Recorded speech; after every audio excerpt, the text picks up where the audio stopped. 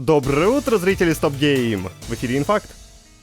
Разработчики из Unfrozen поделились новыми подробностями о режимах, которые будут доступны в Heroes of Might and Magic Olden Era. В отличие от предыдущих частей франшизы, в новой части лишь одна сюжетная кампания. В ней объединены истории всех фракций. Сюжет нелинейный, дающий пользователям право выбора. Даже встречаются взаимоисключающие опции. В версию из раннего доступа отправят первый акт кампании, а остальные добавят в ходе разработки. Генератор случайных карт позволит создавать бесконечное количество уникальных регионов для сражений против искусственного интеллекта. Этот инструмент вместе с ИИ уже полностью в рабочем состоянии, поэтому они точно отправятся в ранний доступ. Коллектив отметил, что вложил много сил в генератор карт, так как это ключевой элемент проекта. Собственные, заранее созданные карты разработчики тоже завезут. Плюс никто не запретит геймерам наклепать собственных через редактор. Также девелоперы постараются облегчить поиск локаций от комьюнити и загрузку собственных карт на сервер. Что касается онлайна, то в ранний доступ Olden Era отправится вместе с 3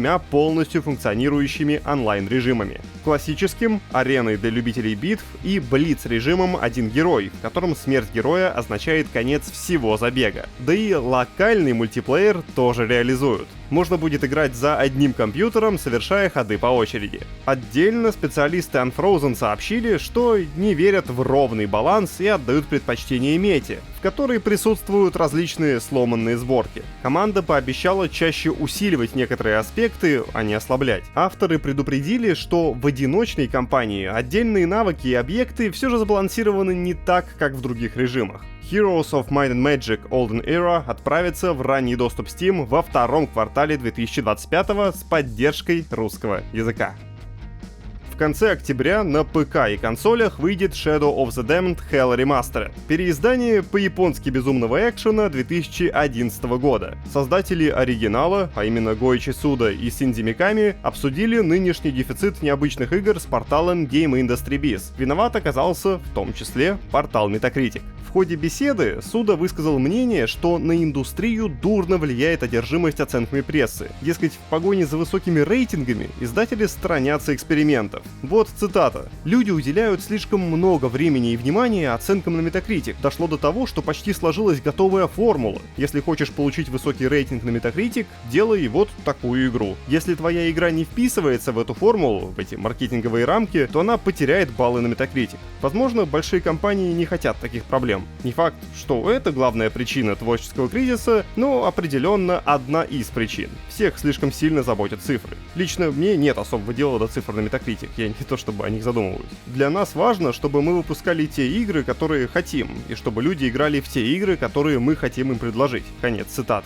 Миками добавил, что игры, получающие наибольшую маркетинговую поддержку, обычно и создаются с прицелом на максимально широкую аудиторию. Более самобытные проекты, по его мнению, продавать сложнее. Напомню, Гоичи Суда по-прежнему возглавляет компанию Grasshopper Manufacture. Теперь она принадлежит холдингу NetEase Games. Синдзи Миками же недавно основал новую студию — Kamui.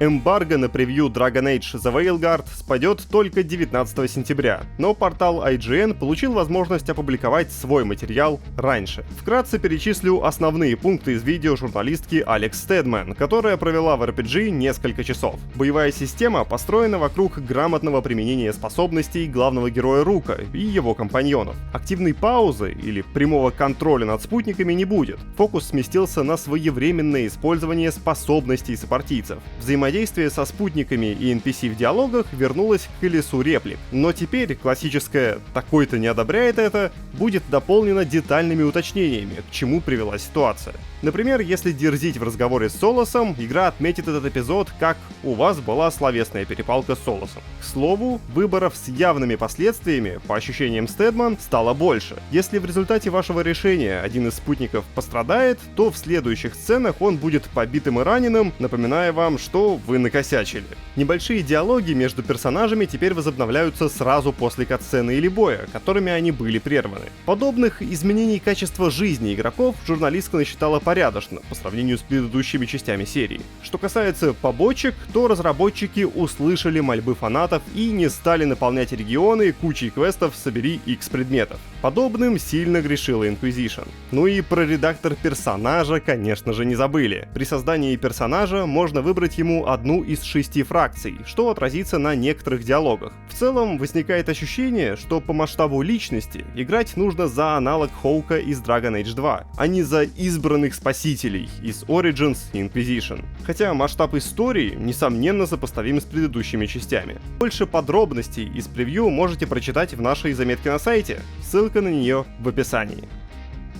Авторы Steel Assault из Xenovia Interactive готовят киберпанковую Neon Inferno. Смесь шутера и сайд-скроллера, в которой необходимо помочь своей криминальной семье закрепиться в мегаполисе.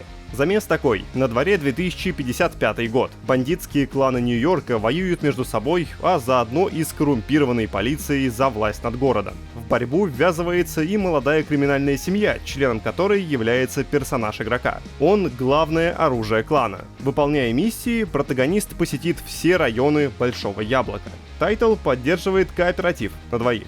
Neon Inferno выйдет в Steam в 2025 году. Перевода на русский язык нет. Valve продолжает не спеша доводить до ума Deadlock. Ранее матчмейкинг в геройском шутере работал лишь в определенных временных интервалах, но после недавнего обновления поиск игроков стал функционировать 24/7. Апдейт предлагает и другие интересные добавки. Переработали миникарту, ввели систему штрафов игроков за внутриигровые нарушения, добавили отдельный матчмейкинг для новичков, а бездействующих пользователей будет автоматом кикать из матча. Ссылка на полный список изменений лежит в заметке на нашем сайте. Ubisoft сообщила, что компания New Regency Pictures завершила съемочный процесс экранизации Watch Dogs. Широкой общественности, правда, до сих пор ничего не известно о сюжете и сроках выхода фильма. Съемки начались около 3 месяцев назад. В производстве также задействована Columbia Pictures. Проект долго шел к этому этапу. Говорить об экранизации начали еще в 2013 году, аж до релиза оригинальной Watch Dogs. Студия не комментировала даже место съемок, поэтому неясно, будет ли действие фильма происходить в Чикаго, Сан-Франциско из второй части или Лондоне из Legion. Когда стало известно, что ключевую роль исполнит Том Блайт, многие понадеялись на экранизацию истории Эйдена Пирса из первой части. Впрочем, это все еще может быть и оригинальный сюжет в мире хакеров Watch Dogs. У нас на сайте не может быть, а точно есть куча интересного. Например, можете посмотреть свежий обзор The Casting of Frank Stone от Василия Гальперова. Кажется, игра ему вообще не понравилась. Не забудьте поставить лайк и хорошего вам понедельника. Пока!